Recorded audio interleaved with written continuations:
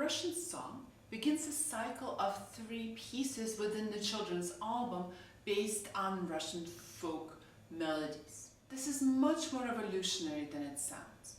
People in the middle classes and the upper classes in Russia of Tchaikovsky's time barely spoke Russian.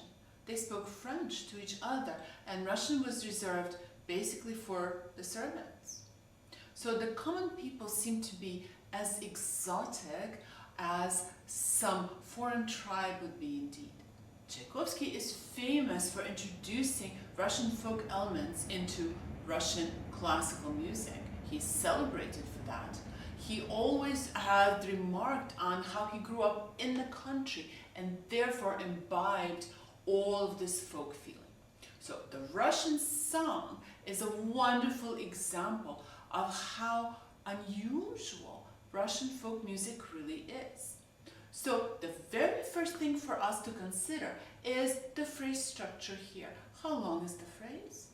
Is it 6 measures? Is it 3 plus 3? Is it 4 plus 2? Is it 2 plus 4? The way to figure it out is to try different things. So let's try 2 plus 4.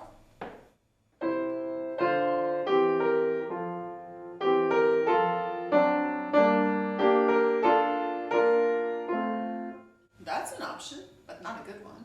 How about 3 plus 3?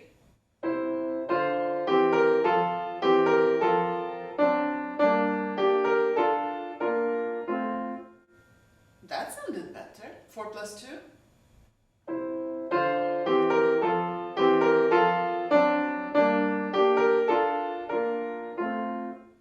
I think this is the one that works, at least for the first phrase. And I think you have to experiment with all the others for yourself.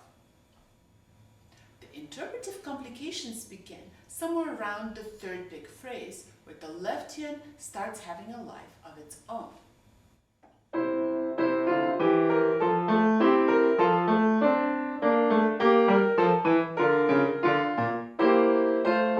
And so on.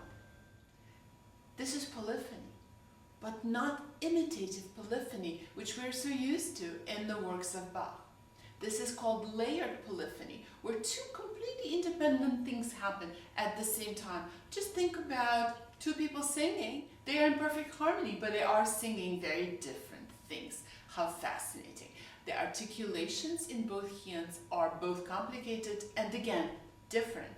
So, hands apart practicing and very careful attention to where the slurs end and where the staccatos are.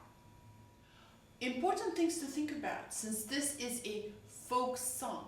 I would suggest doing minimal amount of rubato, just perhaps stop and breathe at the ends of phrases. I don't think it describes the peasants singing very well to have them do something very exquisite and elegant.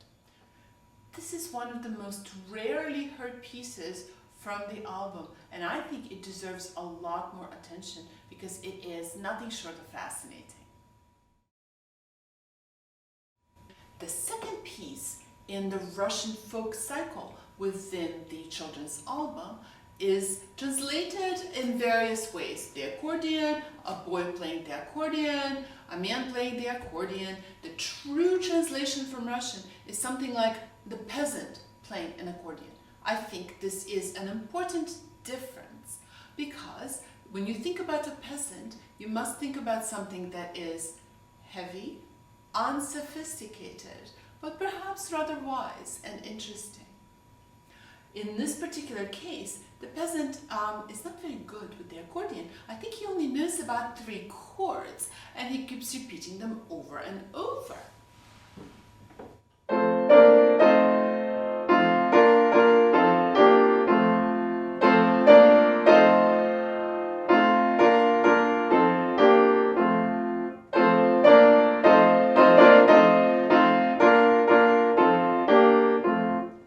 And so on. How fascinating. Although all the material here is endlessly repeated, the piece is not as easy as it sounds. The main complication is the way Tchaikovsky alternates 2 chords.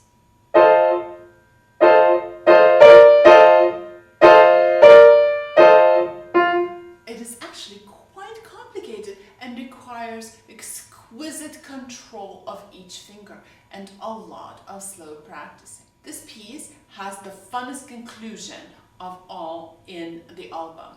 Here we go.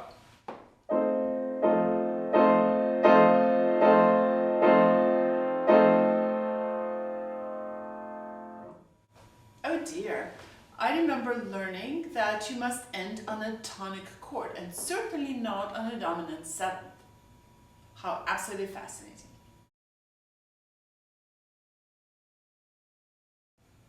The last and by far the most difficult piece from the Russian group inside the children's album is Russian Dance, or Kamarinskaya. This is a folk tune that Tchaikovsky uses in many of his other pieces. It is kind of catchy. The piece itself concentrates once again on staccato. If you have heard my other talks about the pieces in the children's album, you can see that staccato is a great preoccupation for Tchaikovsky and should be as well for us. Finger staccato can be achieved in one of two different ways. One is to be very close to the keys and scratch them or feel like you're flicking little bits of dirt. This is a marvelous articulation. It is bright, it is brilliant, it sounds wonderful, but it's also difficult and quite slow. So if you would like to try a different articulation that's a little bit faster, I can recommend what I call poking the piano. In this articulation, you will pretty much lock the joints of your fingers, be close to the keys again, and poke the notes in. Do you notice that the sound is a little bit different, but still has all the quickness, brightness, shortness, and brilliance that we seek? You have to try which one of these two methods work better for your hand. Everyone's different. In my students, I find that people split about down the middle.